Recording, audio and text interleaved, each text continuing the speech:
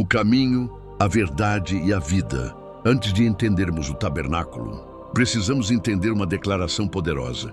Jesus Cristo disse em João 14,6: Eu sou o caminho, a verdade e a vida.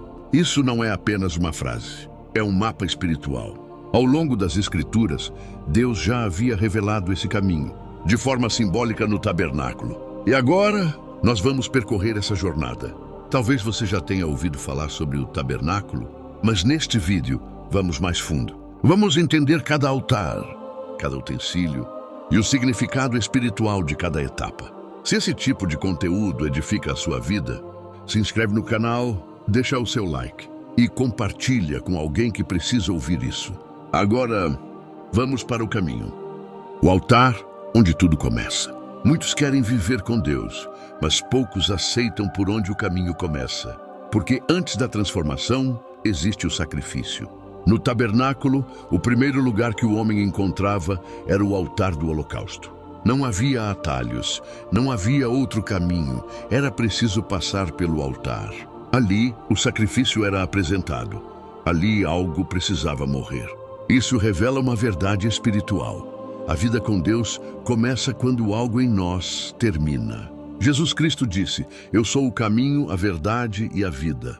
Mas muitos querem a verdade sem passar pelo caminho. E o caminho exige entrega. Como está em Mateus 7, 13 e 14. Estreita é a porta, e apertado o caminho que conduz à vida. Poucos entram por ele, porque esse caminho custa algo. Custa o orgulho, custa a vontade própria, custa o controle. Por isso, apóstolo Paulo escreve em Romanos 12, 1.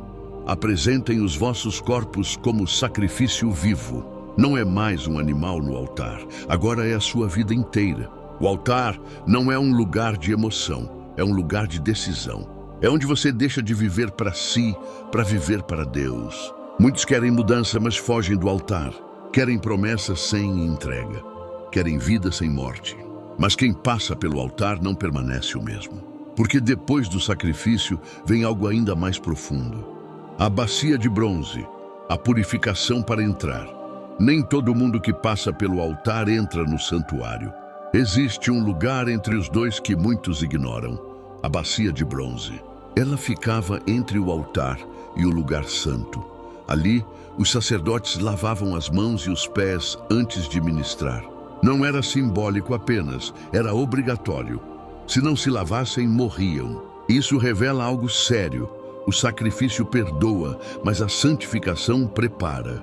Não basta ter sido alcançado pela cruz, é necessário ser transformado diariamente. As mãos falam do que fazemos, os pés falam do caminho que seguimos. Deus não quer só te perdoar, Ele quer alinhar suas ações e sua caminhada. Quando Jesus Cristo lavou os pés dos discípulos, Ele revelou esse princípio. Quem já está limpo precisa apenas lavar os pés, ou seja, a caminhada diária ainda precisa de ajuste. E como somos lavados hoje? Pela palavra.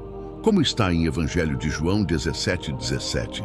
Santifica-os na verdade, a tua palavra é a verdade. A palavra confronta, corrige e purifica. Então surge a pergunta: quem pode entrar na presença de Deus? Como diz o Salmo 24. Aquele que tem mãos limpas e coração puro. O altar já foi estabelecido, mas a bacia ainda está diante de você. Você quer apenas perdão ou também quer purificação? O sacerdote finalmente entrava no santuário, um lugar fechado, sem luz natural. E ali dentro, a primeira coisa que ele encontrava era o castiçal de ouro, a menorá. Posicionado no lado sul, era a única fonte de luz naquele lugar. Sem ele não havia visão, não havia direção, não havia serviço. Essa luz aponta para algo essencial. A presença de Deus iluminando o interior do homem. Hoje, isso fala da ação do Espírito Santo, iluminando a mente, revelando a verdade, guiando o caminho. Todos os dias, o sacerdote precisava acender as lâmpadas. Isso não era automático, era intencional. Isso nos ensina que a vida espiritual não se sustenta sozinha. A luz precisa ser alimentada. Não basta ter passado pelo altar, não basta ter sido purificado. Se a luz não estiver acesa, você ainda estará em escuridão. A menorá tinha 7 lâmpadas. Ela aponta para a plenitude, para a luz completa de Deus. Como vemos em Apocalipse 4:5, a luz está ligada à manifestação do Espírito. Mas não era só acender. O sacerdote também precisava limpar as lâmpadas, remover o pavio queimado, tirar os resíduos para que a luz continuasse brilhando. Isso revela algo profundo. Não é o fogo que apaga primeiro, são os resíduos que bloqueiam a luz. Pensamentos errados, atitudes desalinhadas, distrações, tudo isso vai acumulando e enfraquecendo o brilho. Por isso, a vida com Deus exige manutenção diária. Não é só receber luz, é cuidar dela. Mesmo com a limpeza constante, havia algo poderoso. A luz central permanecia. Você pode até se sentir fraco, mas a luz de Deus não depende só de você. Mas a responsabilidade de manter o ambiente limpo é sua. O altar fala de entrega, a bacia fala de purificação, mas a menorá fala de uma vida iluminada. Examine-se agora se você tem a luz da palavra, se ela ainda está brilhando, ou se os resíduos já começaram a apagá-la. Depois da luz do castiçal, existe algo que sustenta a vida no santuário, porque não basta enxergar, é preciso se alimentar. Dentro do lugar santo, havia a mesa dos pães da preposição, e sobre ela, 12 pães eram colocados continuamente diante da presença de Deus. Chamados de pão da presença, eles representavam algo profundo, um povo constantemente diante de Deus. Comunhão viva, relacionamento contínuo, e Deus continuamente presente com o seu povo. Cada pão representava por uma das 12 tribos de Israel. Isso mostra que ninguém estava fora. Todos estavam diante da face de Deus. Esses pães também apontavam para a provisão. Assim como o maná no deserto, Deus sustenta o seu povo diariamente. Não apenas no físico, mas no espiritual. Mas tudo isso apontava para algo maior. Jesus Cristo declarou: "Eu sou o pão da vida." Ele é o verdadeiro alimento. Não é mais um símbolo, é a realidade. E aqui entra algo poderoso. Quando Davi teve fome, ele comeu desses pães. Pães que, pela lei, eram exclusivos dos sacerdotes. E não foi condenado. Por quê? Porque isso apontava para uma realidade futura. Hoje, em Cristo, nós nos tornamos sacerdotes. Temos acesso.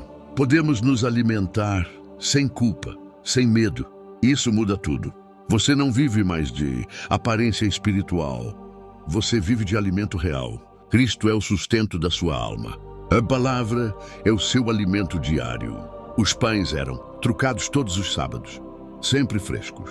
Isso nos ensina algo. Deus não oferece alimento velho. Há provisão nova, todos os dias. Muitos estão fracos espiritualmente. Não porque não têm acesso, mas porque não se alimentam. No santuário havia luz, mas também havia pão. Porque Deus não quer apenas te iluminar, Ele quer te sustentar. A pergunta não é se o pão está disponível. A pergunta é: você tem se alimentado da presença ou está tentando viver sem ela? O altar do incenso, continuidade natural. Depois da luz, depois do alimento, o sacerdote se aproximava de algo ainda mais profundo, o lugar da comunhão. Diante do véu estava o altar do incenso, pequeno em tamanho, mas central em significado. Ali, o incenso subia continuamente, diante de Deus. Esse incenso representa algo claro. As orações, como vemos em Apocalipse 5:8, as orações dos santos sobem como incenso diante do Senhor. Aqui não é mais sacrifício, não é mais purificação, é relacionamento, é conversa. É presença, é intimidade. O altar ficava exatamente diante do véu, separando o homem do Santo dos Santos. Isso revela algo poderoso. Isso revela algo ainda muito forte. A oração é o ponto mais próximo, que alguém podia chegar da presença de Deus antes do acesso pleno ser aberto. Mas em Jesus Cristo, o véu foi rasgado. Agora a oração não para diante de um limite. Ela entra na presença. O incenso não podia ser aceso com qualquer fogo. Precisava vir do altar do sacrifício. Isso mostra que não existe oração verdadeira sem entrega. Muitos falam com Deus, mas poucos vivem em comunhão com Ele. O incenso oferecido no altar não era comum. Ele era preparado com uma fórmula específica, uma mistura única feita como obra de perfumista. A cada elemento apontava para algo espiritual, pureza, equilíbrio e uma adoração que não podia ser contaminada. Não era qualquer aroma, não era algo improvisado, era separado exclusivamente para Deus. A própria instrução divina deixava claro: aquele incenso não podia ser reproduzido para uso pessoal. Isso revela um princípio forte. A adoração verdadeira não é feita do nosso jeito, mas conforme a vontade de Deus. Porque oração não é ritual, é relacionamento contínuo. O incenso subia diariamente, sem interrupção. Isso fala de uma vida constante de oração. Não apenas momentos, mas um estilo de vida. Você já foi perdoado, já foi purificado, já foi iluminado, já foi alimentado.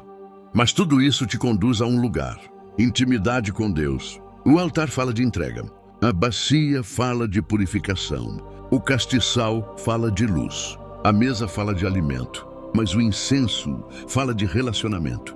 A verdade é que temos que orar, mas não é somente orar, mas sim que nossas vidas de orações suba como incenso. Sua vida tem subido como incenso? Ou sua comunhão com Deus ainda é distante? Depois do altar do incenso, existe um último passo, um limite que por muito tempo ninguém podia ultrapassar. O véu. O véu separava o homem da presença direta de Deus. Atrás dele estava o Santo dos Santos. Ali estava a Arca da Aliança, o lugar do propiciatório, o trono de Deus na terra. Era o ponto máximo da presença divina. Dentro da arca estavam 3 elementos: as tábuas da lei, representando a justiça de Deus; o maná, representando a provisão divina; a vara de Arão que floresceu, representando a autoridade e a vida que vence a morte. Sobre a arca estava o propiciatório. Ali o sangue era aspergido. Uma vez por ano, era o lugar da reconciliação, apontando para algo maior: o sacrifício perfeito de Jesus Cristo. Ele entrou uma vez por todas e abriu o caminho definitivo. A presença da arca nunca foi comum. Ela manifestava o poder de Deus. A vara de Arão floresceu, Números 17. Vida surgindo da morte, confirmando a escolha divina. O rio Jordão se abriu, Josué 3. O povo atravessou em terra seca. Os muros de Jericó caíram, Josué 6. A presença de Deus derruba fortalezas. Quando a arca foi levada para a casa de Obed-Edom, tudo mudou. Como está em 2 Samuel 6:11, Deus abençoou toda a sua casa. A presença trouxe vida, prosperidade, transformação. Quando a arca foi colocada no templo de Salomão, a glória de Deus encheu o lugar. Como em 1 aos Reis 8, a presença era tão intensa que os sacerdotes não conseguiam permanecer de pé. Depois, a arca desapareceu na invasão de Nabucodonosor. Mas isso não foi o fim. Em Apocalipse 11:19, ela aparece no céu, mostrando que a verdadeira presença de Deus nunca foi perdida. E aqui está o ponto mais poderoso. Como diz Hebreus 10:19, agora temos livre acesso ao Santo dos Santos, não por rituais, não por méritos, mas pelo sangue de Jesus. O véu foi rasgado na presença. O caminho está aberto. A jornada começou no altar. Passou pela purificação, pelo alimento, pela luz, pela oração e termina aqui. Hoje, você não precisa ficar do lado de fora. Você pode entrar. Você pode viver a boa, perfeita e agradável vontade de Deus. O convite à presença, você percebe o caminho.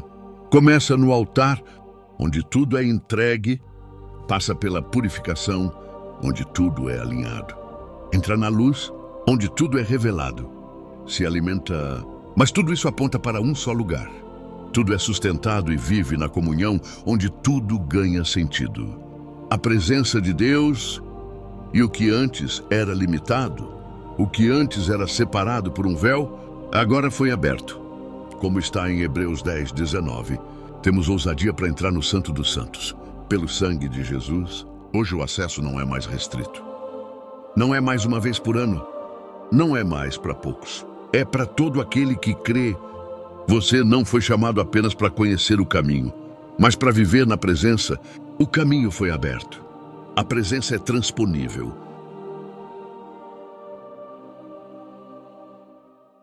Inscreva-se no canal, dê um like e ative o sininho. Compartilhe com mais pessoas. Pastor Carlos Henrique.